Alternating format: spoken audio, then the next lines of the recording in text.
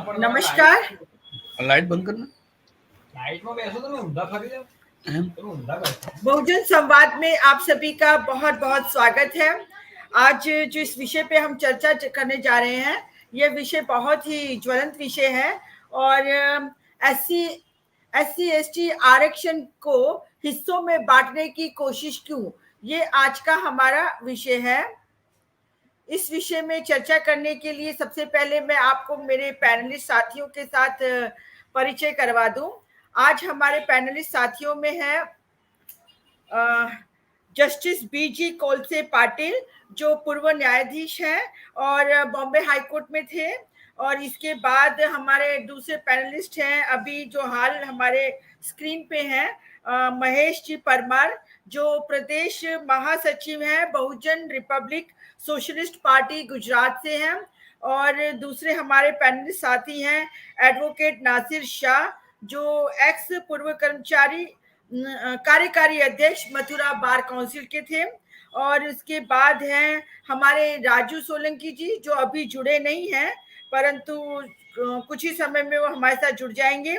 इसके साथ ही हमारे साथ पैनल में रहेंगे शिवदास शोधार्थी, स्वतंत्र पत्रकार, संपादक वनांचल एक्सप्रेस। और आज हम हमारी जो ये चर्चा है शुरू करने जा रहे हैं। इस चर्चा में सबसे पहले मैं हमारे जो पूर्व न्यायमूर्ति हैं श्री जस्टिस BG कोलसे पाटिल जी से मैं इनवाइट करना चाहूंगी। और पाटिल जी, जैसा कि आपको मालूम है कि अभी आज का जो विषय है कि SC/ST आरक्षण को हिस्सों में बांटने की कोशिश क्यों, और सुप्रीम कोर्ट में जो चल रहा है उसके बारे में आप अपना टिप्पणी कीजिए। जी कोलसे जी। नहीं, ऐसा है कि पहली बात ऐसी है कि हम ब्राह्मणवाद समझने में आज तक नाकाम रहे। यदि हम जड़ से सोचेंगे तो ये समाज का बंटवारा तो हमारे यहाँ हजारों साल से हो रहा है, लेकिन वो संघ का प्रचार हो या हमारी नाकामी हो, हम बोलते हैं कि ब्रिटिश ने फोड़ा जोड़ा और फिर राज किया, ये गलत है।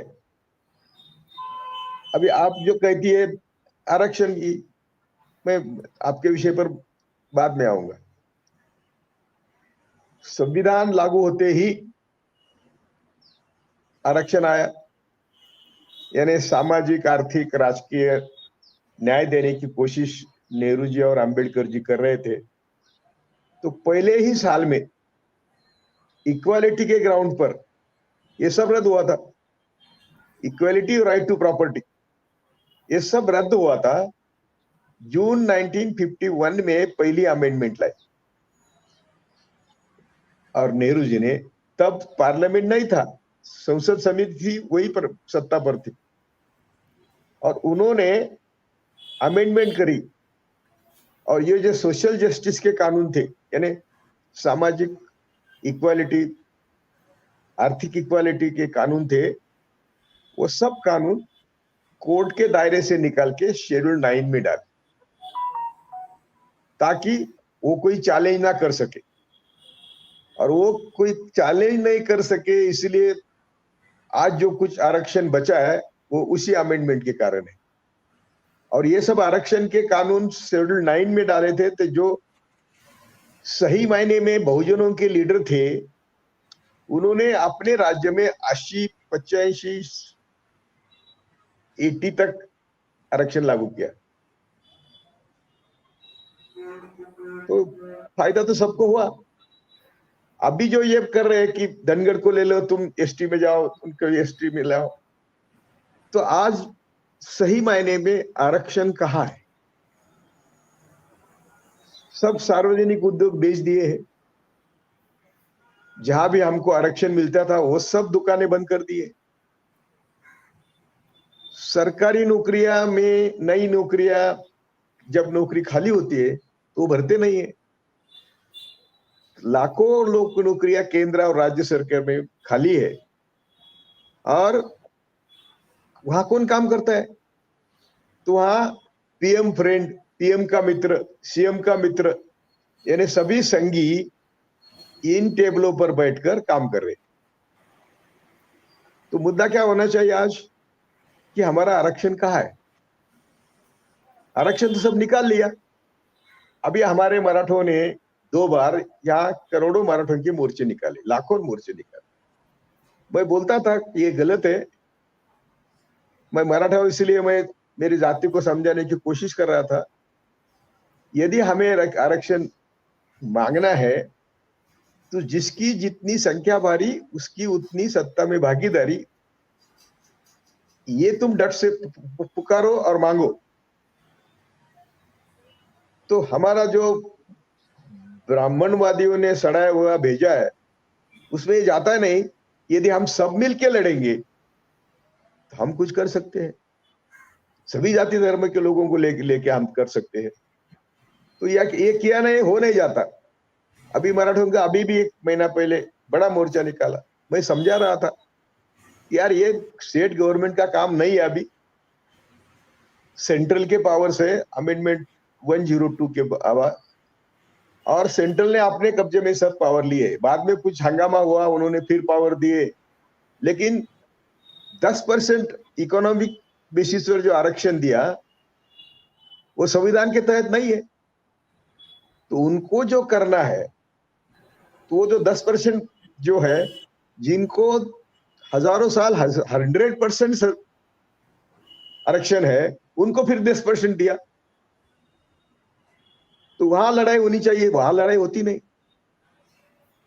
और अभी सब बोलने लगे कि नहीं, सभी जाति धर्म के गरीबों को आरक्षण देना चाहिए, इसलिए ईबीसी जायज है। अरे ईबीसी आपको रईस बनाने के लिए नहीं है। आपको आपके जो ऊपर जो अन्याय हुआ उसके लिए है। यदि ईबीसी में आपको लाना है तो आपको संविधान में अमेंडमेंट करना पड़ेगी, वो तो करते नहीं। और मराठों का आरक्षण जब सुप्रीम कोर्ट में गया तो सुप्रीम कोर्ट ने रद्द किया। उनके समान पैरेलल है। ईबीसी का हुआ, मराठों का हुआ, दोनों मैटर सुप्रीम कोर्ट में गई। सुप्रीम कोर्ट में मराठों का आरक्षण रद्द हो गया, ईबीसी का सुनवाई नहीं हो रही, क्योंकि उनको मालूम है कि डिफिकल्ट है सपोर्ट करना। तो उनकी जो चाल है, फिर से मैं कहता हूं, ब्राह्मणवादियों की जो चाल है हजारों सालों की, वो हम समझने में नाकाम रहे। अभी आप बोलती है कि ये एससी एसटी के आरक्षण में वो बांट रहे हैं, तो वो खेल रहे हैं। लड़ो आपस में। तुम एसटी को भी आरक्षण नहीं है, एससी को भी आरक्षण नहीं है, और अभी मिलने वाला नहीं है। यदि 2024 में मोदी आते हैं तो इक्वालिटी के ग्राउंड पर हमारे सब आरक्षण अभी नाकाम हुए हैं। आरक्षण की प्रोविजन सभी नाकाम है। मोदी आने के बाद, 24 में आने के बाद तो सब खत्म हो जाएगा। तो हमारा कंसंट्रेशन कहाँ है? नहीं, हमारी क्या बोलते हैं उसको, जख्म कहाँ है और हम मरहम कहाँ लगा रहे। तो इसीलिए जरा सबने आत्म परीक्षण करना चाहिए कि हम कहाँ गलत। एसटी एससी आपस में झगड़ रहे हैं। मराठा, हमारे महाराष्ट्र में तो मराठा वर्सेस मराठेतर पहले झगड़ा लगाया था, उसमें उन्होंने 19 का इलेक्शन जीता। अभी मराठा वर्सेस ओबीसी लगाया, मिलने वाला तो कुछ नहीं है। मराठा वर्सेस ओबीसी लगाया, अभी ओबीसी वर्सेस मराठा इलेक्शन में बीजेपी को फायदा होने वाला है। तो वो सिर्फ जाति का नाम लेके या आरक्षण का नाम लेके आपस में हमको लड़वाते हैं, हम लड़ते हैं और वो इलेक्शन जीतते हैं। सबसे बड़ी बात कि हमें धर्म के नाम पर, जाति के नाम पर हर दिन लिंचिंग है, बाकी कई बातें हो रही है, और वो देश बेच रहे हैं। संघ का जो मेन प्रिंसिपल है, आप गोलवलकर पढ़ो, टिळक पढ़ो, सावरकर पढ़ो, वो बोलते हैं कि हम देश के मालिक है। यानी कोई है वो आर्य ब्राह्मण जो है वो देश के ब्राह्मण है, बाकी मालिक है, और तुम सब लोग 2 जून के रोटी के अधिकारी। तो वहां से मोदी ने सत्ता ग्रहण करने से आज तक क्या हुआ? 100 करोड़ लोगों को वो बोलते हैं बड़े, मैं अकेला सबको 5 किलो धान देता हूं। जब कांग्रेस ऐसे बोलती थी 10 यूपीए, तो मोदी जी बोलते थे कि इटाली के मामा से लाया क्या? जो दे रहे हैं वो तो जनता का है। अभी जो मोदी बोलते हैं मैं अकेला, तो मोदी जी ने क्या आपके खेतों से लाया क्या? तो उनके बाप का है। लेकिन सब सुनते हैं, सब उनके पीछे भागते हैं। तो हम जो बहुजन समाज के, जिनको थोड़ी अक्ल है, मैं तो कहता हूं कि हमारे जैसे लोग इसमें फेल हो गए हैं। हम उनके हिट लिस्ट पर है। उन्होंने बोला कि गौरी लंकेश पानसरे डॉक्टर के बाद कोलसे पाटिल का नंबर है। तो हम मरने से डरते नहीं। ठीक है, मरना तो क्या कभी जाना है। मैं क्या बोल रहा हूं कि ये जो आपने चर्चा रखी है, तो मैं सुबह किसी ने फोन किया तो मैंने कहा यार ये बहुत घिसा पिटा सब्जेक्ट है, इसमें मुझे मत बुलाओ। लेकिन मैं नम्रता से आप सबका एजुकेशन करना चाहता हूं कि हमें क्या करना चाहिए। जी थैंक यू। जी पाटिल जी, मैं आपके पास फिर से आऊंगी। अभी आपने काफी अच्छी तरीके से हमारे दर्शक मित्रों को समझाया कि ये आरक्षण किस तरीके से आया था, और ये मतलब सबसे पहला अमेंडमेंट 1951 में ही हो गया, और उसके बाद मतलब इसको कॉन्स्टिट्यूशन की शेड्यूल 9 में डाला गया है ताकि इसको चैलेंज ना किया जाए। और देखा जाए तो सभी सार्वजनिक संसाधन तो इन्होंने बेच ही दिए हैं, नई नौकरियां निकाल नहीं रहे हैं। तो यहाँ पर जो और 10% जो आरक्षण की ईडब्ल्यूएस को दी गई है, वो भी मतलब एक तरीके से तो गलत तरीके से ही दी गई है, जिसको कि स्वीकार नहीं किया जाना चाहिए था।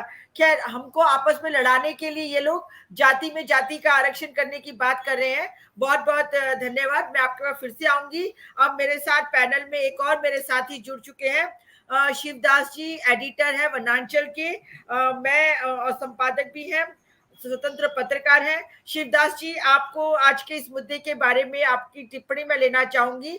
और जैसे कि आप सभी लोगों को मालूम है कि फिलहाल ही राहुल गांधी जी ने कहा था कि नरेंद्र मोदी जी संसद के अंदर तो आरक्षण की बात करते, खुद की अपनी जाति की बात करते कि मैं ओबीसी का हूं, और बाहर कहते हैं कि सिर्फ 4 ही जातियां हैं, महिला, किसान, युवा और मजदूर, इस तरह से 4 जातियों की बात करते हैं और लोगों को मतलब गुमराह करने की बात कर रहे हैं। तब राहुल गांधी जी ने कहा है कि भी खुद इन्होंने मतलब आरक्षण का लाभ लेने के लिए, ये जन्म से तो आरक्षित नहीं थे, परंतु आरक्षण का लाभ लेने के लिए इन्होंने अपनी जाति को सेंट्रल में से करवा के यहाँ पर जाति को अंदर लिया है।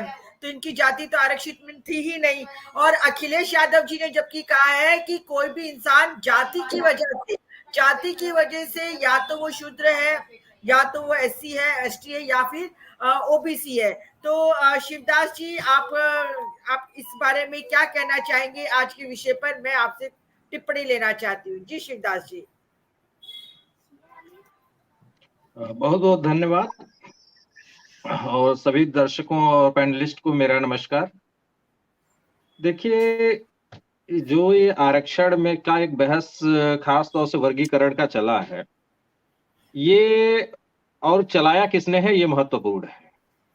इस समय जो कह रहे हैं प्रधानमंत्री जी हैं या फिर कोर्ट के थ्रू आ रहा है, पहले भी हम लोगों ने ईडब्ल्यूएस में देखा है, ये एक पूरा मैं पॉलिटिकल एजेंडा पे काम भी कर रहा हूं, ये इसे मैं एजेंडा सेटिंग के रूप में देखता हूं। ये एक रूप है उसका। कभी ये नहीं चाहते कि जो निचले तबके के लोग हैं वो संसाधनों में भागीदारी करें, बराबर में आए। कॉन्स्टिट्यूशन लागू है, लेकिन अब समझिए इस चीज को, चाहे कोर्ट हो, चाहे जैसे वहां पे जजों की संख्या अगर देख लें, अभी इस 7 जजों के पैनल में अगर हम वहां पे संख्या देखते हैं, तो आप देखिए ना, अगर वो ईमानदार होते तो एक कम्युनिटी का, एक कास्ट से ज्यादा जज नहीं बैठाते। लेकिन ठीक है, जो विरोध करते रहे खासतौर से आरक्षण का, याद होगा, हम थोड़ा इतिहास में जाना चाहेंगे।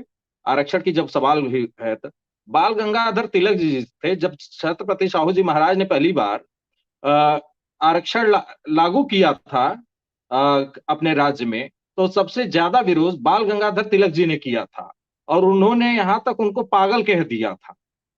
ठीक है, उसके बाद हम आते हैं, जब फिर बात आई, आप जब बात करेंगे, जब अलग रिप्रेजेंटेशन की बात आ रही थी, डॉक्टर अंबेडकर जी ने ये मामला जब उठाया था उस समय, तो उस समय गांधी जी ने भी विरोध किया था, कहे कि नहीं ये अलग होगा। ये कोई ऐसा नहीं है, आपको अगर रिप्रेजेंटेशन देना है तो अगर उसको आगे लाना है तो विरोध ये एक खास तबके के लोग एक तहत करते हैं। मैं महात्मा गांधी पे भी सवाल उठा रहा हूं, यहां तक कि उनका है, उन्होंने लिखा है आपके मेरे सपनों के भारत में कि सरकारी महकमों में जहां तक कोटे की बात है, अगर हमने उसमें सांप्रदायिक भावना का समावेश किया तो वह यह एक अच्छी सरकार के लिए घातक होगा। मैं समझता हूं कि सक्षम प्रशासन के लिए उसे आवश्यक रूप से हमेशा योग्य हाथों में होना चाहिए। निश्चित ही वहां भेदभाव की कोई गुंजाइश नहीं होनी चाहिए। पदों का वितरण हर समुदाय के सदस्यों के अनुपात में नहीं होना चाहिए। जो सरकारी सेवाओं में जवाबदेही के पदों को पाने की लालसा रखते हैं, वे इसके लिए जरूरी परीक्षा पास करने पर ही उस पर काबिज हो सकते हैं। ठीक इसी प्रकार नेहरू जी का जो अभी प्रधानमंत्री जी ने कोट किया है, तो हम देखिए यहाँ पे एकदम सीधे कास्ट पे जा रहे हैं कि विरोध करने वाली जातियां कौन सी हैं। अगर वो चाहे न्यायालय में बैठ रहे हैं, चाहे सत्ता में बैठ रहे हैं, या पॉलिसी बनाने वाली जगह पे बैठ रहे हैं, वो अगर मानसिक रूप से अगर वो जातियां हैं और जो सोच है, हम नहीं सभी लोगों को कहते, लेकिन 90% उस कम्युनिटी की क्या तो आरक्षण के खिलाफ ही विचार रहे हैं। ये जैसा अभी प्रधानमंत्री जी ने कोट किया था, खासकर जो नेहरू जी के बारे में, तो उनका कोट थोड़ा सा उन्होंने घुमा के पढ़ा था, मैं सही से पढ़ दे रहा हूं कि यह सच है कि हम अनुसूचित जातियों और जनजातियों के मदद के बारे में कुछ नियमों और परंपराओं में बंधे हुए हैं। वे मदद के हकदार हैं, लेकिन फिर भी मैं किसी भी तरह के आरक्षण को नापसंद करता हूं, विशेष रूप से सेवा में। अब वहां समझिए कि यहां भी विरोध हुआ। तो जो शख्सियतें रही हैं जिसका दिखाते, अब अगर हम जाते हैं आरएसएस और बीजेपी के पक्ष की बात करें, तो वो भी याद होगा मंडल कमीशन के दौरान सबसे ज्यादा उत्पात किन लोगों ने मचाया था? आरएसएस के अनुषंगिक संगठनों, पॉलिटिकल पार्टियों ने मचाया था। आज प्रधानमंत्री जी बहुत बोल रहे हैं, वो तो सब लोग जानते हैं। राहुल गांधी जी ने आज को, हम लोग तो बहुत पहले से कहते आ रहे हैं कि वो ऑलरेडी जन्मजात सवर्ण हैं, ठीक है, ऊंची जाति के हैं। अब अपने को उन्होंने अति पिछड़ी जाति में शामिल किया है। तो अगर आप फायदा 1900 मतलब 92 के दशक में, सॉरी 90 के दशक में, तो ये तो एक सत्य है ना। तो अब खेल क्या हो रहा है? हम देख रहे हैं कि सरकारी सेवाओं से लेकर हर एक जगह पे जो नियुक्तियां आ रही हैं, मैं कंटिन्यू उसका विश्लेषण करता हूं और देखता हूं, लिखता रहता हूं। उसमें देखते हैं कि अगर आरक्षण के 49.5% कोटे को अगर देखा जाए तो कभी भी किसी भी वैकेंसी में नहीं दिया जाता है। उसको बंद, मतलब आप समझिए वो वैकेंसी सीधे ईडब्ल्यूएस का 10% लागू होने के बाद 30%, 20% इस रूप में आ गया है। तो आप जो कॉन्स्टिट्यूशनल रूप, संवैधानिक रूप से आरक्षण दिया गया है, उसको भी ये भर नहीं रहे हैं। पूरे मैं बता रहा हूं, ये जितनी वैकेंसियां आई हैं इनके खास तौर से बीजेपी गवर्नमेंट में, सबकी हालत यही है। यहां तक यूपीएससी में माना जाता था सही से पहले हो जाता था, उसमें भी अब सीटें पूरी नहीं भरी जा रही है जितनी एडवर्टाइज हो रही हैं। और उसमें सबसे बड़ा लॉस ओबीसी, एससी, एसटी का होता है। ईडब्ल्यूएस की सीटें तो कहीं कहीं ज्यादा दे गई हैं। अभी मेरिट की बात एक आई थी, एक प्रोपेगेंडा बड़ा मेरिट का चलाया गया था, इस जातियों ने चलाया था। मेरिट है क्या? मेरिट है क्या? मेरिट का हवाला देते हैं 3 नंबर पे ईडब्ल्यूएस में स्वास्थ्य कार्यकर्ता में नियुक्ति देते हैं, उसमें कोई सवाल नहीं उठता।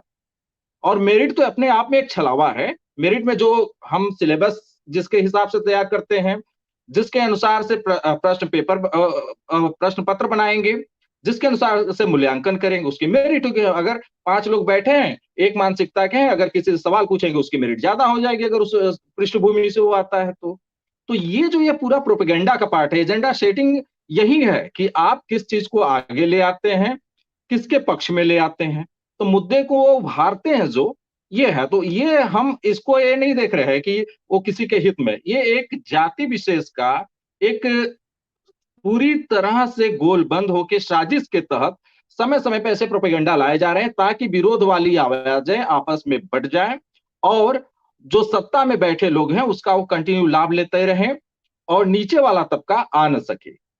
अगर देना होता तो दे देते। मेरा तो मानना है कि अगर सब लोग ये कह रहे हैं कि जैसे उन्होंने टिप्पणी कही बाहर निकाल देना चाहिए एससी एसटी को जो लोग लाभ पा चुके हैं, अरे भाई ठीक है, तो आप प्रतिनिधि तो जिसका ज्यादा है उनका 10 सालों के लिए ऐसा क्यों नहीं करते, नियुक्ति ही रोक दीजिए।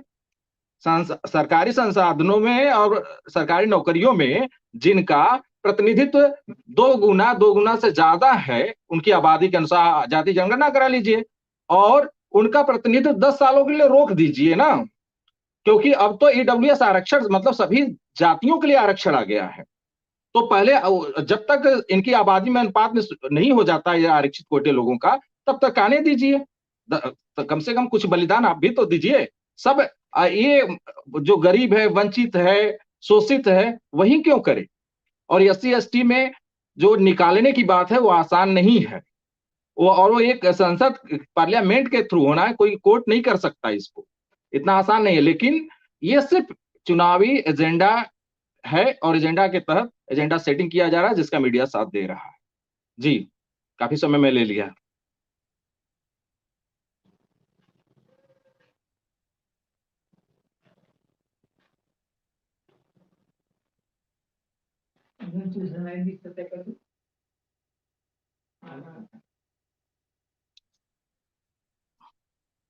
हेलो,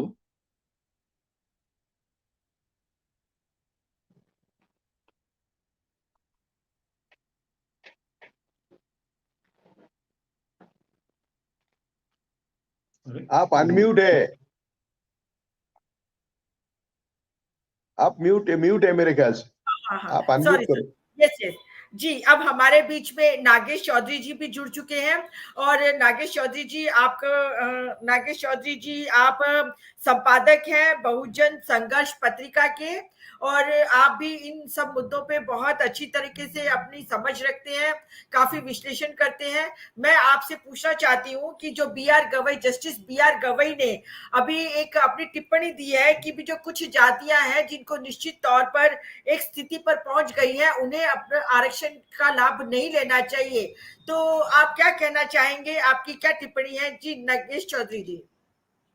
धन्यवाद आपको। अभी मैं आपका कभी लोग जस्टिस तुलसी पाटिल का भी सुन नहीं पाया हूँ और किसी का सुन नहीं पाया हूँ। तो हाँ, अभी जो जस्टिस इन्होंने जो दिया है कि सबका कैटेगराइज होना चाहिए और इसका मतलब है कि कुछ जातियों को जैसे एससी में हो या एसटी में हो, कुछ जातियों को आरक्षण का लाभ नहीं मिलना चाहिए, ऐसा उसका अर्थ होता है। तो इसका मतलब ये जातियों में जो एससी एसटी है या ओबीसी है उनमें झगड़ा लगाने की बात है, क्योंकि ऐसी डिमांड तो होती रहती है। ये नहीं है कि उन जातियों में कम ज्यादा तो रखने वाले लोग नहीं है, मगर इससे क्या होगा कि जो जिसको हम लोग ऊंची कहते हैं, जो खुद को ऊंची जातियां कहते हैं, उनका जो परसेंटेज है उसको कोई हाथ नहीं लगाता है, उसको कुछ उसके बारे में कोई बोलते नहीं है, मगर उनका अटैक होता है वो जो एसटी है या ओबीसी के ऊपर होता है कि उनको नहीं मिलना चाहिए, उनमें मेरिट नहीं है। ऐसी जो उनकी भावना है ये उनका वर्चस्व कायम रहने के लिए है, क्योंकि हमारा कुछ नहीं, हमारे में हाथ मत लगाओ। और जो पीछे ढकेले हुए लोग हैं, पीछे जो लोग हैं जाति व्यवस्था के कारण, उनको बांटो, ऐसा एक भाग उसमें दिखता है। इसलिए वो जजेस कोई भी हो, वो तो जो बोल रहे हैं वो तो एससी जज, तो उन्होंने ऐसा बोलना है नहीं, वो जातियों में झगड़ा लगाने की बात है। तो हमको लगता है कि ये जो जैसा बीपी मंडल का उदाहरण, बीपी मंडल बहुत ये तो जमींदार थे, फिर भी जमींदार होने के बावजूद उनको पढ़ाई में उनका बाजू में बैठना पड़ता था। यानी पैसा होना, जब संपत्ति होने से सामाजिक स्टेटस नहीं मिलता है, सामाजिक स्टेटस ये जाति व्यवस्था के कारण मिलता है।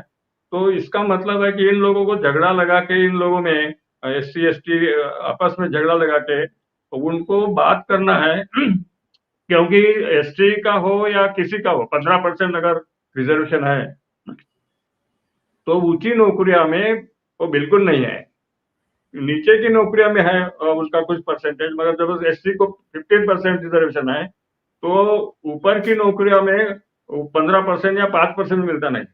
जैसे कि दिल्ली के, जैसे कि राहुल गांधी ने बोला था कि 52% जो ओबीसी है उनका 3 लोग सिर्फ ऊंचे 90 जो हायर सेक्रेटरीज है उसमें तीन लोग है केवल ओबीसी के, इसका मतलब 52% तो 3 है और जो 15% होते हैं उनको न 80% के ऊपर होता है। इसका मतलब उनके जनसंख्या के प्रमाण में तिप्पट चौपट उनको मिलता है। तो ये जो बात है कि गवर्निंग क्लास वही रहेंगे जो ऊंची नौकरियों में है, तो इसलिए वो इन लोगों में झगड़ा लगा के और सरकार अपना जो मंशा है ये जो सत्ता है आरएसएस और बीजेपी की, ये सत्ता चाहती है कि जाति व्यवस्था वही रहे और दबे हुए जो पिछड़ी जाति है उनको वही रहने चाहिए, उनमें झगड़े लगा के फिर से उनका रिजर्वेशन कम कर सकते हैं। इसका मतलब है कि जैसे ओबीसी में अगर वो करते हैं, एससी में करते हैं, तो इसका मतलब हो जाएगा उनमें आपस में झगड़ा लगेगा और बोलेंगे कि ये सबका जो कैटेगरीज है उसको नौकरियां मत दो। अगर किसी एक एससी की कास्ट है, अगर उसको ज्यादा परसेंटेज है मगर उनका पूरी एसटी देखकर भी पूरा होता नहीं, 15% होता नहीं, एसटी का 8% वो होता नहीं है और ओबीसी का तो होता ही नहीं है क्योंकि ओबीसी 52% है और उनको 27% है और 27% को भी 3% से ज्यादा मिलता नहीं है हायर नौकरियों में। तो इसका मतलब है कि ये जो बार बार ये सभी लोगों ने कह सकते हैं कि ये जो एक चैलेंज है और अपर कास्ट जो रूलिंग है यहाँ इस देश में, गवर्निंग क्लास, डॉक्टर अम्बेडकर ने जो बोला था गवर्निंग क्लास कौन सा होता है? जो गवर्निंग क्लास वो होता है कि the class which is in major in the bureaucracy and which is controlling the cultural control जिस जाति का होता है, वर्ग का होता है, वह गवर्निंग क्लास है। अभी गवर्निंग क्लास इस देश में ब्राह्मण है। बाबा साहब अम्बेडकर ने बोला था what Gandhi and Congress have done to the untouchables, इस किताब में है कि इस देश का गवर्निंग क्लास ब्राह्मण से फॉलोड बाय बनियाज। तो आज वही स्थिति है और आज की जो सत्ता है वही चाहती है कि जो गवर्निंग क्लास होगा वही होगा। ये हिंदू राष्ट्र की बात जो करते हैं वो हिंदू राष्ट्र का मतलब ही है कि सबसे ऊपर ब्राह्मण रहेगा, उसके नीचे सब जातियां रहेगी, सबसे ज्यादा नौकरियों में स्थान उनका रहेगा, they will govern the people. जैसा कि कोलसे पाटिल साहब ने बोला अभी कि वो बोलते हैं कि we are owners of this country, हम इस देश के मालिक है और इस देश की सत्ता जो आ जाए वो मालिक जैसे बर्ताव करती है। हम कुछ भी मांगो तो वो नहीं बोलेंगे हमारे में भेद पैदा करेंगे, झगड़े लगाएंगे और खुद अपनी जो कुर्सी है उनके ऊपर वो वही रहेंगे, उसको कोई हाथ न लगाएगा। ऐसी बात आज की सत्ता चलाती है और ये जो मुंह है कि सब कैटेगरीज में बांट दो नौकरियां, तो झगड़ा लगाना और उनको कुछ बिगड़ेगा नहीं, उनका वो वही रहेंगे, उनका स्थान वही रहेगा, ऐसी बात हो रही है, ऐसा मुझे लगता है। हम दोनों वकील मैडम, हम दोनों आरएसएस के खिलाफ लड़ रहे हैं, लेकिन हमारे भी डिफरेंसेस है। बिल्कुल सही बात है, सही बात है पाटिल साहब। जहां तक कि मैं समझती हूँ कि देखिए अभी सरकारी स्कूल सब बंद किए जा रहे हैं। सरकारी स्कूल में जो SC ST के बच्चे पढ़ते थे और जो पढ़ के आगे बढ़े हैं, जिसमें हम सब लोग अभी सरकारी स्कूलों में से ही लगभग पढ़ के कुछ जगह पर कुछ मुकाम पे पहुंचे हैं, अब वो सरकारी स्कूल तो सब बंद किए जा रहे हैं। तो जो SC ST है वो तो खुद ही गरीब है इसीलिए सरकारी स्कूल में जाता था। अब बड़ी बड़ी फीस दे के गरीबों के बच्चे, मतलब कि SC ST के बच्चे तो पढ़ नहीं सकते। तो एक तरफ से तो स्कूल बंद किए जा रहे हैं और दूसरी तरफ से जिस तरीके से आगे जो आरक्षण का मुद्दा उठा है, जिन लोगों को लाभ मिल चुका है वो लोग हट जाएं ताकि दूसरों को मौका मिले। पर दूसरों को मौका ही कैसे मिलेगा जब बचपन से ही उनको उस लेवल तक लाने ही नहीं दिया जा रहा है। सरकारी स्कूल बंद हो जाएंगे, बच्चे पढ़ेंगे कैसे, कॉलेजों में जाएंगे कैसे। आज हमारे गुजरात में देखिए कहते हैं 108 यूनिवर्सिटीज है और इतनी सब 28 यूनिवर्सिटीज बन गई है। तो ये सारी की सारी यूनिवर्सिटीज प्राइवेट यूनिवर्सिटी है और इन प्राइवेट यूनिवर्सिटी में अगर आपको एक BA की डिग्री भी लेनी है तो कम से कम 7 से 8 लाख रुपया पूरे डिग्री के दौरान खर्च करना पड़ रहा है। तो एक गरीब मतलब SC ST का बच्चा जो सामान्य परिवार से आता है उसके माँ बाप तो अपने बच्चे को भी दाखिला नहीं दिलवा पा रहे हैं। तो आज ऐसी है, तो ये किसी भी तरीके से एन केन प्रकार ये आरक्षण को खत्म कर देना चाहते हैं। वैसे भी जैसे आप लोगों ने बताया है कि भी जो सार्वजनिक संस्थान थे जहां पे सरकारी नौकरियां मिलती थी, वो सब सरकारी नौकरियों को मतलब जो सार्वजनिक संस्थान है उन सबको भी ये लोग धीरे धीरे सबका प्राइवेटाइजेशन कर दिया है। तो यहाँ पर तो ये सिर्फ एक आरक्षण के नाम से हम जो SC ST की जातियां हैं उन्हीं को आपस में लड़वाने की बात है, अभी नागेश जी ने बताया। तो ये जो इन सब परिपेक्ष को मद्देनजर रखते हुए अब मेरे साथ जुड़े हुए हैं महेश जी परमार, जो प्रदेश महासचिव है बहुजन रिपब्लिकन सोशलिस्ट पार्टी गुजरात से। मैं चाहूंगी कि महेश जी आप अपनी कुछ टिप्पणी दीजिए। जी महेश जी, आप अनम्यूट करिए अपने आप को।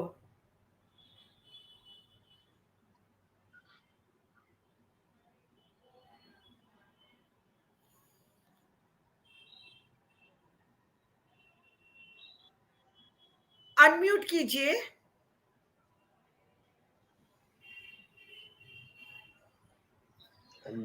आप आपका माइक बंद है, अनम्यूट कीजिए।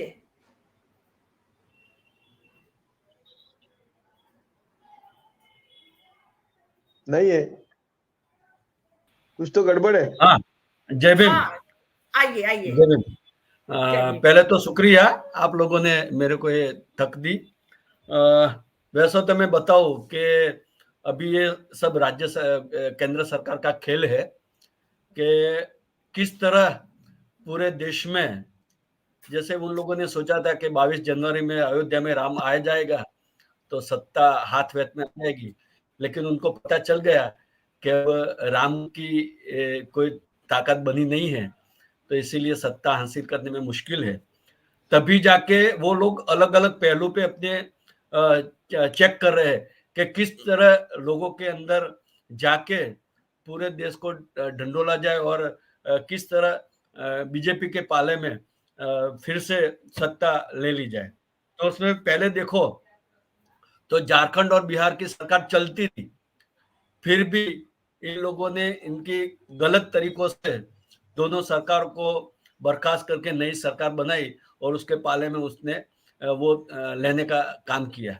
उसके बाद भी उनके साथ जो नहीं डरते हैं उसको ईडी और सीबीआई का डर दिखा के उस हिसाब से बीजेपी के तरफ में लोगों को खींचने का काम कर रही है। और अभी अनामत का मुद्दा लेके सुप्रीम कोर्ट को बीच में लाए, जैसे उनको तो और कोई चारा है नहीं अनामत के लिए। अगर उनको प्रजा के बीच में, देश के बीच में जाना है तो सुप्रीम कोर्ट का भी सहारा लेना पड़ेगा। तो रत्नाबेन जी अपने को मौका मिला है अनामत के बारे में चर्चा करने का। तो SC और ST के बीच चर्चा करने की बजाय अगर OBC के बीच में अनामत की ज्यादा चर्चा करेंगे तो उससे फायदा अपने को ज्यादा मिलेगा, क्योंकि OBC की जैसे कि 1990 में मंडल कमीशन का लागू हुई, तभी OBC को अनामत मिलना शुरू हुआ। और 1990 में अनामत लागू करने के बाद भी OBC को पूरी अनामत मिले, उससे पहले तो प्राइवेटाइजेशन शुरू कर दिया। तो OBC को क्या मिला?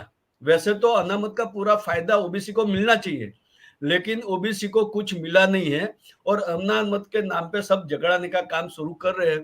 तो अपने को इस मुद्दे का फायदा लेके उसकी बहस पूरे देश में चलानी चाहिए कि अनामत के हिसाब से OBC को क्या मिला। तो जितना OBC को अपने जागृत करेंगे इतना आपको फायदा मिलेगा। तो ये अपना ये राजकीय उसका भी एजेंडा बना के अपने पब्लिक के बीच में जाना चाहिए।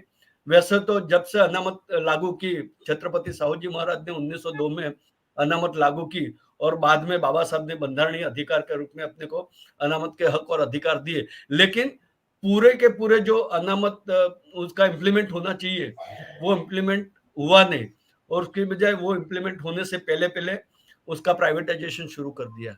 तो ये जो 10% EBC लागू किया है वो गैर बंधारणीय है, उसके बारे में भी चर्चा की जाए और उसमें 10% में कौन सबसे ज्यादा फायदा ले रहा है वो भी अपने क्लासिफिकेशन करना चाहिए कि भाई 10% में सही में जो ओबीसी समाज का निचले वाला तबका है उसको लाभ मिल रहा है? तो नहीं मिल रहा। सबसे ज्यादा ब्राह्मण लोग ही फायदा ले रहे हैं। और अपने को खुल के बात करनी चाहिए कि हजारों साल से ब्राह्मण वो ये जुडिशरी में भी अनामत का फायदा ले रहे हैं। अगर आपको सुप्रीम कोर्ट को बोलना है तो कॉलेजियन सिस्टम रद्द कर दो ना। आप कॉलेजियन सिस्टम के हिसाब से तो अनामत ले रहे हो। अगर आपको सही और मायने में अनामत में नीचे तबके के लोगों के इंटरेस्ट है तो कॉलेजियम सिस्टम नाबूद करके एग्जाम लो ना। तो एग्जाम में कोई भी जज बनेगा। तो वो कॉलेजियम सिस्टम नाबूद नहीं करनी है।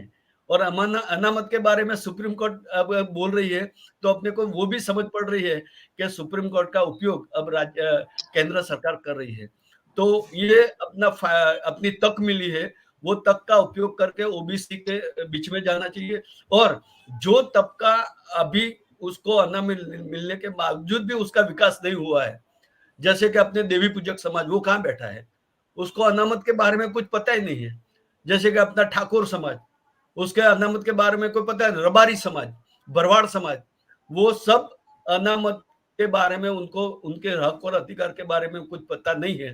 तो अपने को ये सुप्रीम कोर्ट का ये अपने को जो दिया है वो उसका फायदा उठा के ओबीसी के बीच में अनामत की चर्चा करनी चाहिए। और तब भी उनको पॉलिटिकली किस तरह डैमेज किया जाए वो अभी अपने को सोचना चाहिए।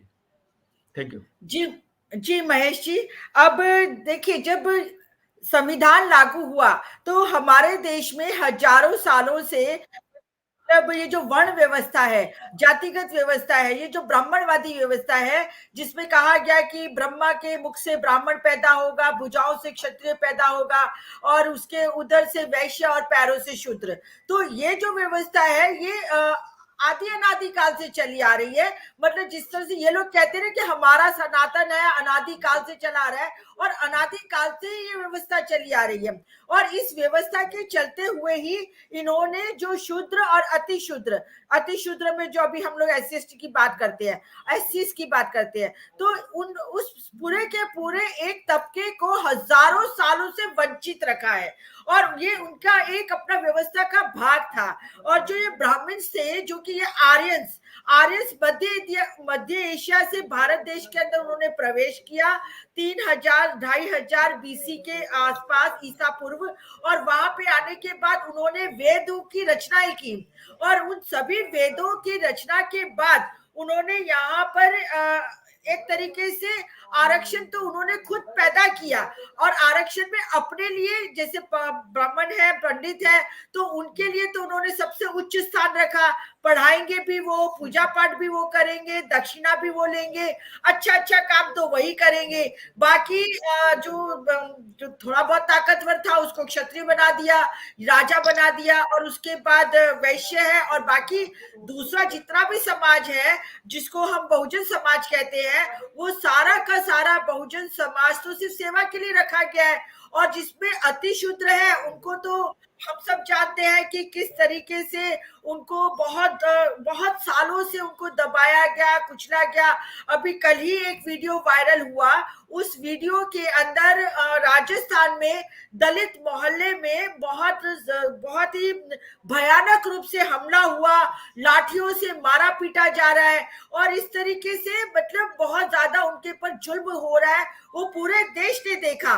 तो यहाँ पर तो सवाल ये नहीं है कि आर्थिक रूप से अगर कोई SC या कोई ST अपने आप को समृद्ध हो गया तो उसकी जाति चली जाएगी। नहीं, आर्थिक रूप से SC/ST अगर समृद्ध भी हो जाता है तब भी उसकी जाति नहीं है। तो इस अनुसंधान में हम तो ये समझते हैं कि जिस तरीके से आज की तारीख में ये जो मुद्दा उठाया गया है कि जिन लोगों को समृद्धि मिल गई है वो यहाँ से हट जाए, ऐसी बात नहीं है। आपको अगर चोट करनी है, मैं कहती हूँ कि सुप्रीम कोर्ट ये क्यों नहीं कहती है कि भाई जाति ही हटाओ। हर कोई आरक्षण हटाओ की बात करता है, पर क्यों कोई शर्मा है, कोई जो त्रिवेदी है, कोई द्विवेदी है, कोई दवे है, ये तुम जातियां ही हटा दो ना। सबको एक समान करना ही चाहते हो तो जातियां हटा दो। एक ब्राह्मण की बेटी की शादी ब्राह्मण में लगाई जाती है, एक शेड्यूल कास्ट बेटे की शादी शेड्यूल कास्ट में लगाई जाती है। तो जाति तो आप लोगों को वैसे की वैसे रखनी है, जाति तो आपको चलाए रखनी है, परंतु हर बार आरक्षण के ऊपर चोट किया जाता है। और इसीलिए जो मंडल कमीशन के बाद 1991 में वीपी सिंह सरकार ने मंडल कमीशन लागू किया, उस मंडल कमीशन के सामने इन लोगों ने कमंडल लेके आ गए। और अभी महेश जी ने बहुत अच्छी सही बात कही कि 22 जनवरी का इनका राम मंदिर का एजेंडा फेल हो गया।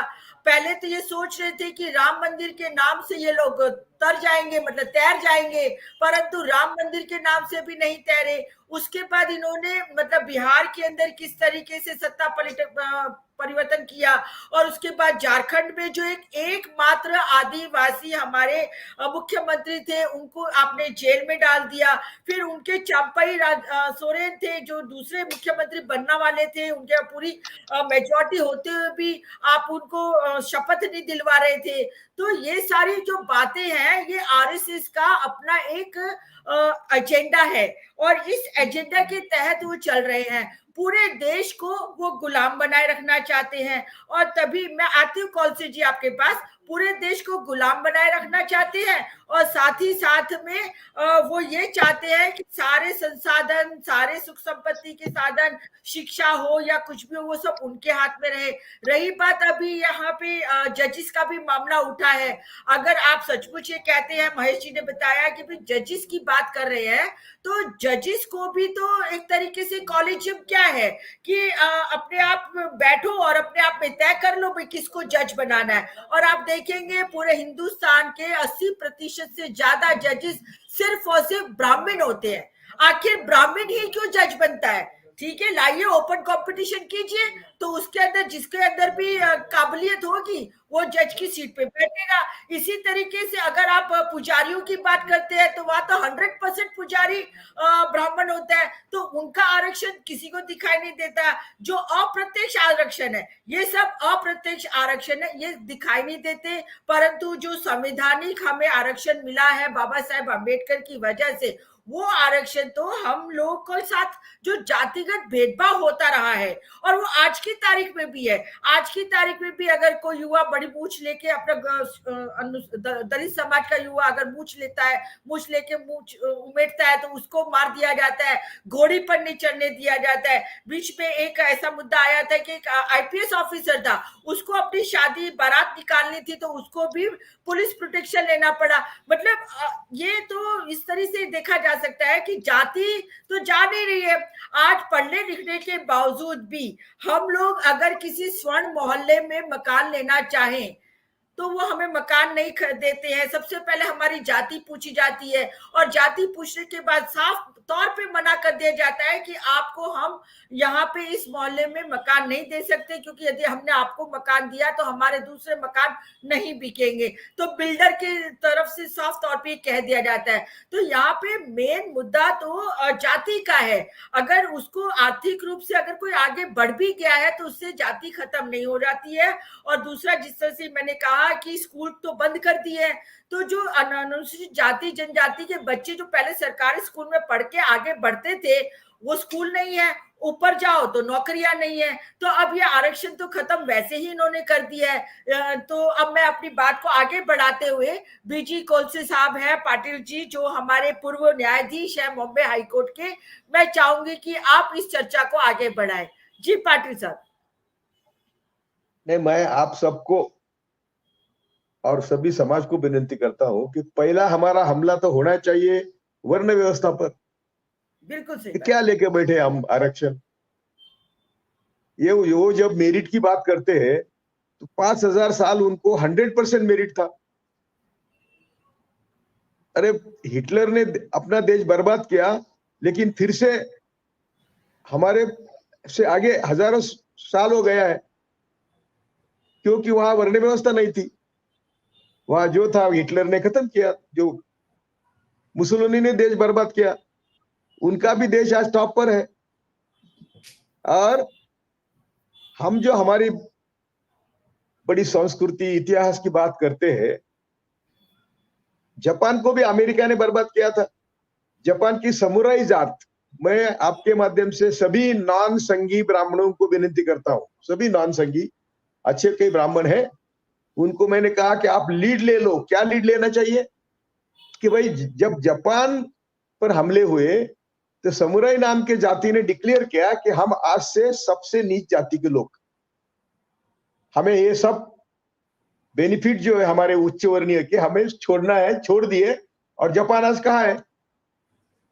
तो हमें ये छुटपुट मुद्दे पर बात करने के और चर्चा करने के बजाय हमें दुनिया का इतिहास दिखाना चाहिए। हिटलर का देश कहा था, मुसोलिनी का देश कहा था, जापान कहाँ बर्बाद होगा था, और हम क्या कर रहे हैं? हम क्यों नहीं उनके बराबरी कर रहे? क्यों नहीं कर रहे? तो हमारे यहाँ concentration of power, concentration of wealth मुट्ठी भर लोगों के पास है। और उनकी, मैंने कई बार बोला और अभी भी बोला था कि भाई तुम तो समझते देश के मालिक है तुम, और हम सब 2 जून के रोटी के ना अधिकारी है। तो ये जब तक रहेगा तो वो क्या करते फिर? अप्रत्यक्ष रीत्या, इनडायरेक्टली एजुकेशन का प्राइवेटाइजेशन करो, पब्लिक सेक्टर का प्राइवेटाइजेशन करो। जहां जहां हम लोग जा सकते थे वो रास्ते बंद कर दिए। अभी ये लाखों करोड़ फी भर के बच्चे कौन हमारे जाएंगे? तो हमें शिक्षा पहले बंद कर दी थी उन्होंने, 70 से उन्होंने प्रयास किया, पहले ये शिक्षा बंद कर दी। अभी मोदी आने के बाद सब सेक्टर बेच दिए। जो 70 साल में देश बना था वो सब बेच रहे हैं, और हमारे लोग उनके भक्त बन गए, तालियां पीटते हैं, बेंच बजाते हैं। हमारे कितने 150 से ज्यादा खासदार है, एमपी है, ज्यादा है। वो सब ओबीसी, SC ST के है ना। हमारी मैडम मुर्मू बैठी है वहां, वी रिस्पेक्ट हर, परंतु उनको राम मंदिर के उद्घाटन में नहीं बुलाया, पार्लियामेंट के उद्घाटन में नहीं बुलाया, और ये हमारे सामने सबका अपमान कर रहे हैं और देश बर्बाद कर रहे हैं, और देश उनकी मुट्ठी में। अभी कोई छाती ठोक नहीं कह सकता कि 2024 मई 2024 में हम मोदी को हटाएंगे। ईवीएम का आंदोलन खड़ा नहीं हो रहा है। मैंने बोला कि मैं और हमारे दोस्त संघर्ष वाले का, आई एम सॉरी, हम लड़ रहे हैं आरएसएस के खिलाफ, लेकिन हम दोनों भी साथ नहीं लड़ते, हमारे मार्ग अलग अलग है। हम कहते हैं कि हम जब सत्ता में जाएंगे तो कुछ बदल कर सकते हैं। वो बोलते कि नहीं, सत्य की जरूरत नहीं, हमें सांस्कृतिक बदल करना चाहिए। तो उसके लिए एजुकेशन हमारे हाथ में चाहिए, उसके लिए संसाधन, पब्लिसिटी हमारे हाथ में चाहिए। हमारे हाथ में क्या है आज? हम तो नंगे फकीर है, और फिर उनके टारगेट है। तो इसीलिए हम सबको मिलके इसके ऊपर सोचना चाहिए कि सही दर्द कहाँ से शुरू होता है। तो सही दर्द शुरू होता है वर्ण व्यवस्था से, उच्च नीचता से। और ये आर्य की थ्योरी तो आपने पढ़ी होगी, गोलवलकर की, बाहर से आए। वो तिलक ने बोला बाहर से आए, अभी गोलवलकर का बाप तिलक, तो ये गोलवलकर कैसा कहेंगे हम बाहर से आए? तिलक को झूठ नहीं बोल सकते। तो बोलते हैं कि हम बिहार में थे, वी आर नेशनहुड में, वो वी आर और नेशनहुड में बोलते हैं हम तो बिहार के थे। बिहार का एक भाग खिसक गया, बर्फीला भाग है तो खिसक गया, हम ही आ रहे हैं। अब ये लॉजिक भी ये देश पसंद करता है। और उनका जो कांग्रेस का लोक क्या बोलते हैं, लोकनायक आने, वो गोलवलकर की किताब से भी ज्यादा लंबी प्रस्तावना लिखता है और कहता है गोलवलकर ऋषि है, कांग्रेस का लोकसभा अध्यक्ष। तो ये जहर सभी पार्टियों में है, और ये जहर निकालने के लिए हम लोगों को अपनी कुर्बानी देनी पड़ेगी। लेकिन हम भी क्या सोचते हैं, चलो भाई रामदास आठवले, मोदी, कई हमारे आज बहुजन लीडर है, प्रत्यक्ष अप्रत्यक्ष मोदी को मदद कर रहे हैं। इतना ही नहीं, तो पासवान ने एक बार बोला कि मोदी तो अम्बेडकरवादी है, सही अम्बेडकरवादी है। तो मैंने पासवान जी को फोन किया, भाई क्यों आप ऐसा बोलते हैं? बोले राजनीति में बोलना पड़ता है। तो राजनीति के लिए, तुम्हारे छुटपुट पद के लिए तुम समाज को गुमराह कर रहे हैं। तो कहा हमें अम्बेडकर जी का नाम लेने का अधिकार है हमें। चलो मेरा समय खत्म हो गया। आप बहुत जी। अच्छा सेशन कंडक्ट करती है, सबको Thank न्याय you. देती है, खुद Thank भी you. सब्जेक्ट पर तैयार होती है। मैं आपका भी अभिनंदन करता हूँ। अरे हमारे गए के दोस्त है ना चौधरी, ठीक है। चल अब मैं जरा आपकी इस बात को आगे बढ़ाना चाहती हूँ कि राजनीतिक तौर पे दरअसल देखा जाए तो हमारे समाज के जो भी नेता लोग हैं, मतलब चाहे वो नीचे से शुरू करें, काउंसिलर से लेकर धारा सभ्य जो विधायक हैं, एमपीज हैं, एमएलएज हैं, ये सभी लोग एक तरीके से जो भारतीय जनता पार्टी में है या दूसरी सभी पार्टियों में है, वो अपने समाज को सही मार्गदर्शन नहीं दे रहे हैं। बाबा साहब ने जो रिजर्वेशन दिया था वो ये समझ के दिया था, जो राजनीतिक रिजर्वेशन, कि भी हमारे समाज को ऊपर लेके जाएंगे, परंतु वो जो हमारे एमपी एमएलए हैं जो राजनीतिक रिजर्वेशन तो ले लेते हैं और उससे वो अपना घर तो भर रहे हैं, परंतु समाज को गुमराह करने का काम कर रहे। पाटिल जी ने ये बात बहुत ही सटीक तरीके से कही है। तो हमारे जो राजनीतिक जो हमारे नेता लोग हैं जो दलित समाज को रिप्रेजेंट करते हैं, अब जैसे उन्होंने एक उदाहरण दिया कि अब पासवान जी ने ऐसा बोला था कि ये तो बोलना पड़ता है, राजनीति में ये बोलना पड़ता है, परंतु नहीं, ऐसा नहीं होता है। राजनीति का मतलब ये नहीं है कि आप समाज को गुमराह करो, समाज को गलत राह पे दिखाओ। जो गलत है उसको गलत कहना पड़ेगा। यदि मोदी है तो मोदी को गलत है तो गलत कहना ही पड़ेगा।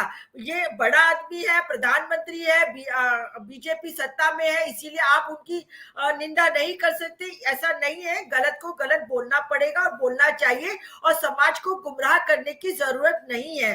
तो यहाँ पर मैं इस चर्चा को आगे बढ़ाते हुए अब मेरे साथ शिवदास जी हैं, मैं उनसे फिर से अनुरोध करूंगी कि शिवराज जी आप अपनी इस चर्चा में भागीदारी दीजिए। जी शिवदास जी।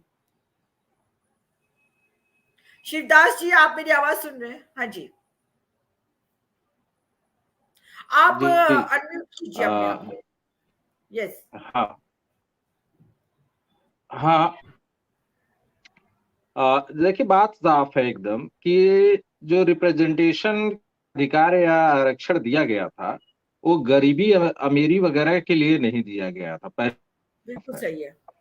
अगर एससी एसटी का आरक्षण आया था तो भेदभाव के खिलाफ आया था।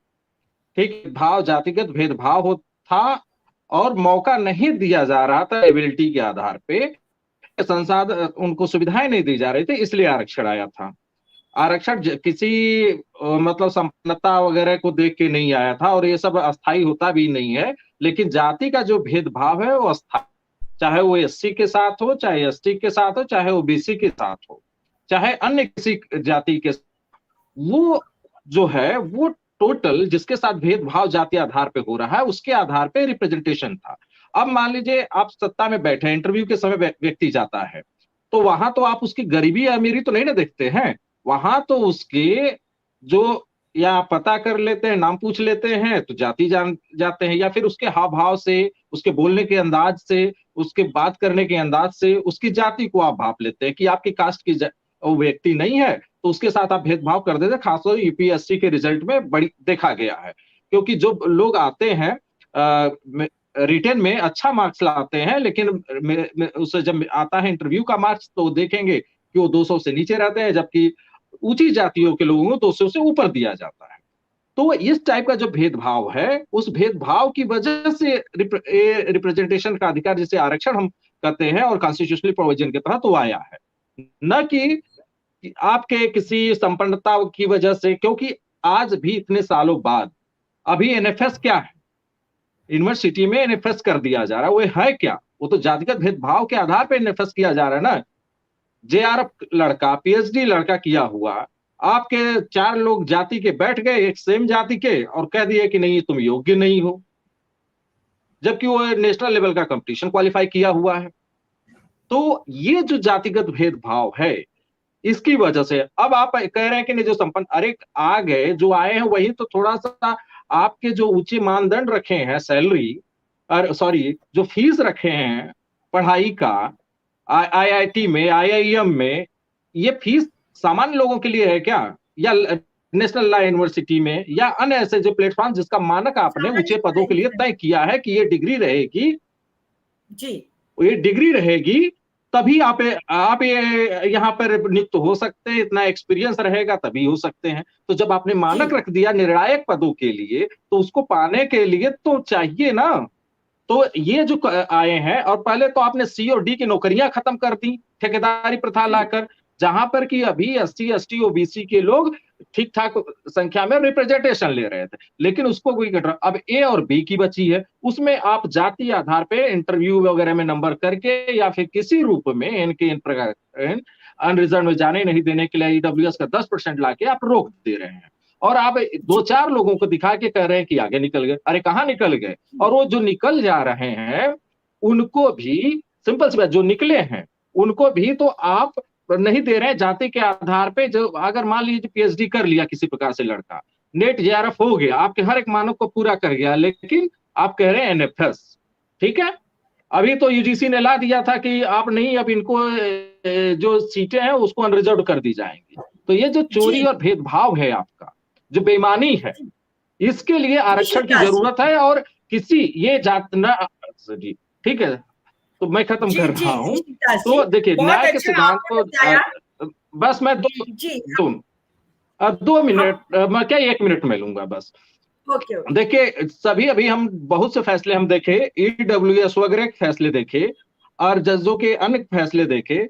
न्यायिक जो बहुत फेमस सिद्धांत है जॉन रॉल्स की न्याय का सिद्धांत, चीफ जस्टिस साहब हैं वो जानते होंगे, या ला के लोग, आप भी ला के हैं तो आप जानती होंगी, उसको कहीं भी ये नहीं फॉलो कर रहे हैं। सामाजिक और आर्थिक असमानताओं को कहा गया कि इस तरह से आप संयोजित करिए कि सभी जो पद हैं, ठीक है, जो निर्णायक पद हैं, जो सरकारी संस्थाएं, वहां पे सबकी भागीदारी सुनिश्चित हो। लेकिन आप उस भागीदारी को देने की जगह आप उस हक को, जो न्याय के सिद्धांत है, उसी को खारिज कर दे रहे हैं जी। तो ये जो जज लोग कह रहे हैं ये कहीं भी सैद्धांतिक नहीं है। ठीक, ओके, शुक्रिया। हाँ जी, बहुत बहुत शुक्रिया शिवदास जी, आपने बहुत अच्छी तरीके से बताया कि गरीबी और अमीरी के आधार पे ये आरक्षण नहीं दिया गया था, ये आरक्षण दिया गया है जातिगत व्यवस्था की वजह से। और जब तक जातिगत व्यवस्था खत्म नहीं होती है तब तक इस चीज को हम मतलब आरक्षण को तो लागू चालू रखना ही पड़ेगा। और अगर किसी समाज के कुछ परिवार या कुछ तबके लोगों को आरक्षण मिलने की वजह से अगर वह लोग समृद्ध हो गए हैं आर्थिक तौर पे, तो इसका मतलब नहीं है कि आरक्षण उस जाति को हटा ही देना चाहिए। ये अपने आप में एक बिल्कुल ही गलत तरीके से मापदंड तय करने की कोशिश की जा रही है। और सुप्रीम कोर्ट में भी जिस तरीके से जजेस का सुप्रीम कोर्ट में जो कॉलेजियम के थ्रू जजेस की नियुक्ति की जाती है, उन सभी जजेस के अब तो ऐसा लगता है कि दिमाग कुछ इस तरीके से चलते हैं कि वो हर तरीके से आरक्षण विरोधी ही जजेस बैठे हैं। वो जो संविधान की जो मूल भावनाएं थी, जो संविधान में जो आरक्षण देते वक्त बाबा साहेब आम्बेडकर ने जो उसके पीछे का जो पूरा इतिहास था उसको ध्यान में रखते हुए आरक्षण के प्रावधान किए जो संविधान में, उस मूल भावनाओं को ध्यान में रखे बिना इस तरह की जो बातें आ रही है या इस तरह की जो टिप्पणियां जजिस की तरफ से आती हैं, तो ये अपने आप में एक तरीके से बताया जा सकता है या समझा जा सकता है कि भारत देश में जिनको सब कुछ मिला हुआ है वो अपने हाथ में से सब कुछ भी बांटना नहीं चाहते हैं।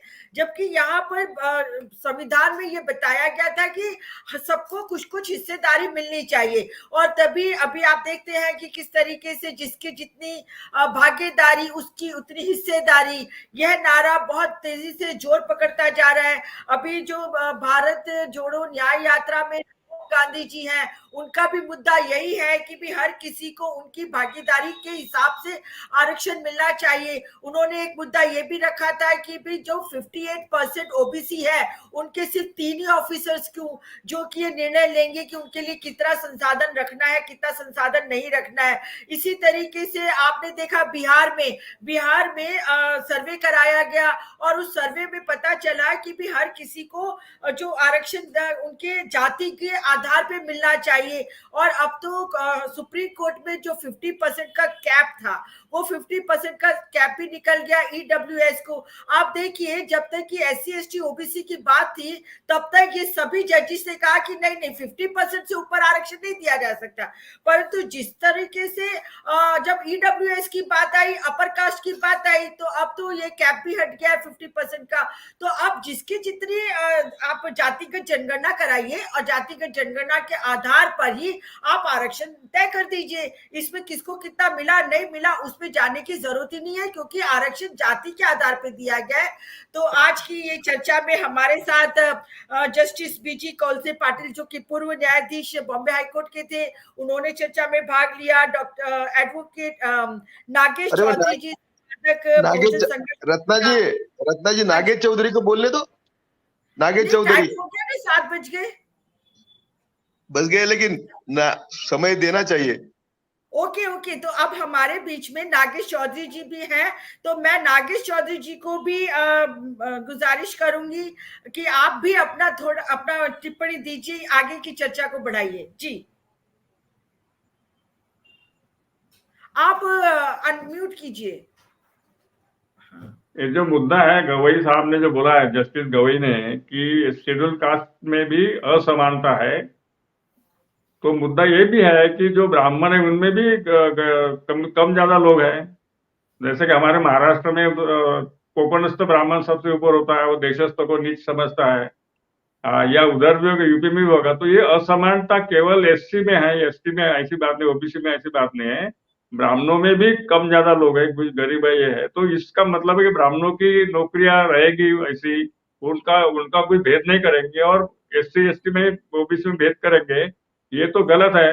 इसलिए ऐसा लगता है कि ये असमानता जो मुद्दा बाहर के इनके नाम से रखा गया है कि असमानता है, और सुप्रीम कोर्ट के जज भी वही बात कर रहे हैं, या तो ये है कि ये इनके वो दिमाग में कुछ काला है कि ये इस देश के जो मूल निवासी है, इस देश का जो सबसे ज्यादा उत्पादन करता है, सबको खिलाते हैं वो SC ST OBC, अनाज वही पैदा करते हो, केवल ये खाते हैं। तो जो अन्नदाता है, वो अन्न निर्माता है, उसको नीचे रखना, उसको शूद्र बोलना, अतिशूद्र बोलना, ये जो मानसिकता है, ये मानसिकता नष्ट करनी चाहिए। और ये ब्राह्मण करेंगे नहीं। इस देश के कुछ ब्राह्मण, जैसे कि कौलसेवाड़ी बोला है कि कुछ ब्राह्मण सामने आने चाहिए, मुझे नहीं लगता कि इस देश के ब्राह्मण सामने आएंगे, क्योंकि जापान वाले कर सकते हैं, या जहाँ जाति व्यवस्था नहीं थी वहां प्रगति हुई है, और जाति व्यवस्था नष्ट करना यही सबसे बड़ा काम हमारे देश में है। और जो RSS जो है उसने बोलता है कि हमने इस देश में मन क्रांति की है, लोगों को दिमाग पर हमने हमारा कब्जा है। इसी मायने बोलते कि हम मालिक है देश। केवियन लाई ने बोला था कि India is under the heel of Brahmin imperialism, तो हमारे देश में ब्राह्मणों का साम्राज्य है। इसीलिए एक आर्टिकल है कि Brahmins are the permanent government. तो कोई भी काल हो, वेदों से लेकर मनुस्मृति लेकर आज तक ब्राह्मण का स्थान नीचा नहीं गया है, और जाएगा भी नहीं। तो इसे डॉक्टर अम्बेडकर ने कहा था कि एक ब्राह्मण को अगर दर्द होता है तो दूसरा ब्राह्मण उसके लेफ्ट एंड राइट ब्राह्मण जो है यहाँ के socialist Brahmins and secret Brahmins, उन्होंने ऐसा शब्द यूज किया था। तो इस सोशलिस्ट ब्राह्मण को कुछ दर्द होता है तो सेक्रेट ब्राह्मण्स एंड RSS वाले कम्युनिस्ट ब्राह्मण के साथ आ जाए, और कम्युनिस्ट ब्राह्मण जब जाति व्यवस्था प्रहार होता है तो लेफ्ट वाले ब्राह्मण उनके साथ आते हैं, क्योंकि दे आर टू भुजा ऑफ द सेम बॉडी। एक ही शरीर के दो भुजा है, एक को दर्द होता है तो दूसरा उसके साथ में आता है, इसलिए they want to maintain the caste system. तो ये सब हमको करना चाहिए। कास्ट सिस्टम के खिलाफ ही सबसे अच्छा आंसर है कास्ट सिस्टम नष्ट करना, या जाति व्यवस्था की उल्टा पलट करना। ब्राह्मणों ने शूद्रों का काम करना चाहिए और शूद्रों ने ब्राह्मण का, ऐसी मानसिकता निर्माण करना। क्यों हम ही अनाज पैदा करें, क्यों बिल्डिंग हम ही बनाएंगे, रोड हम ही बनाएंगे, और ये उससे अच्छे तरह चलेंगे, अच्छा खाना वही खाएंगे, और अन्न जो निर्माता है वो बुरा खाना खाता है, अच्छा खाना नहीं खा सकता पैदा करके भी। ये जो असमानता है इसको मिटाना है तो मानसिकता बदलना पड़ेगा। सत्ता का जो उनका जो वर्चस्व कम करना पड़ेगा, वो खुद नहीं करेंगे। इसके लिए महात्मा फुले ने बोला था कि संघर्ष के बिना ये सुनेंगे नहीं, ऐसा मुझे लगता है। धन्यवाद। जी जी नागेश जी, बहुत अच्छा आपने बताया कि जातिगत व्यवस्था पर ही प्रहार करना चाहिए, और मैं भी यही समझती हूँ कि जाति हटाएंगे तो किसी तरह की कोई आरक्षण की जरूरत नहीं है। जातियां हैं तभी तो आरक्षण है ना। और जिस तरीके से आपने बताया कि भी ये सामाजिक व्यवस्था को बदलने की जरूरत है, तो उसी के साथ मैं जोड़ते हुए कहना चाहूंगी कि ब्राह्मण्स को ही क्यों मंदिर का पुजारी बनाया जाए, आप उसमें परीक्षा रखिए। और सिर्फ ब्राह्मण ही क्यों हाईकोर्ट और सुप्रीम कोर्ट के जजेस बनते हैं, उसमें भी परीक्षा रखिए। सभी लोगों के पीछे परीक्षा रखिए, हम सब तैयार हैं। अगर हम अपना आरक्षण छोड़ देंगे, हमको जाति में से हटा दीजिए। जिस तरीके से हमारे समाज की जो SC ST समाज है, उसको गांव के कोने में बिठा के रख दिया जाता है, उनको अच्छे घरों में रहने नहीं दिया जाता, अच्छे मोहल्लों में उनको मकान खरीदने नहीं दिया जाता। इस बात के ऊपर मैं महेश जी परमार हमारे साथ जुड़े रहे हैं, उनसे बोलूंगी आप 1 मिनट में अपनी टिप्पणी दीजिए, उसके बाद हमारा ये प्रोग्राम खत्म होता ओके, है। मैं 1 मिनट में वही कहना चाहता हूँ कि बोलिए। रिजर्वेशन का मतलब था, रिजर्वेशन का मतलब वो जाति खत्म करने का था। तो अपना जो 2024 का इलेक्शन है, ये जो आरएसएस और भाजपा की बौखलाहट है, वो इसीलिए है कि 1925 में जो आरएसएस रजिस्ट्रेशन हुआ, वो इस बात पे हुआ है कि 2025 में यानी 100 साल के अंदर हम हिंदू राष्ट्र बनाएंगे, और उनको हिंदू राष्ट्र बनना दिखता नहीं है। तो हिंदू राष्ट्र बनाने के लिए उनकी बौखलाहट अब तो दिखती है। तो इसी के लिए अपना आंदोलन खड़ा होना चाहिए कि भाई जाति व्यवस्था नाबूद करो। बिल्कुल 2024 का अपना चुनावी एजेंडा ये होना चाहिए कि जाति व्यवस्था खत्म करो। दूसरा, ये जब सुप्रीम कोर्ट ने बोला है कि जो अच्छे सुखी साधन संपन्न लोग निकल जाए, तो सुप्रीम कोर्ट का भी अपना कॉलर पकड़े बोले कि भाई कॉलेजियम सिस्टम नाबूद करो। सही बात है, अगर बिल्कुल सही बात है। तो कॉलेजियम सिस्टम नाबूद करो। तुम जब पब्लिक के बीच में जाके बोलते हो कि अच्छे जो नौकरी वाले हैं, अच्छे धंधे रोजगार वाले, वो अनामत छोड़ दे, तो पहले तुम कॉलेजियम सिस्टम रद्द करो ना। तो यही मुद्दा है कि अगर रिजर्वेशन का मेन उद्देश्य था कि जाति व्यवस्था नाबूद करो, तो अपना 2024 का एजेंडा बनना चाहिए कि जाति व्यवस्था नाबूद करो। बस यही जी मेरी बात है। जी जी, बहुत बहुत शुक्रिया। आज मेरे पैनल में मेरे साथ जुड़े जस्टिस बीजी कौलसे पाटिल जी, साथ ही जुड़े हमारे नागेश चौधरी जी, हमारे साथ जुड़े महेश जी परमार जी और शिवदास जी। आप सभी पैनलिस्ट साथियों का बहुत बहुत शुक्रिया, और हम फिर मिलेंगे ऐसी ही कोई दूसरी नई चर्चा में। तब तक के लिए नमस्कार।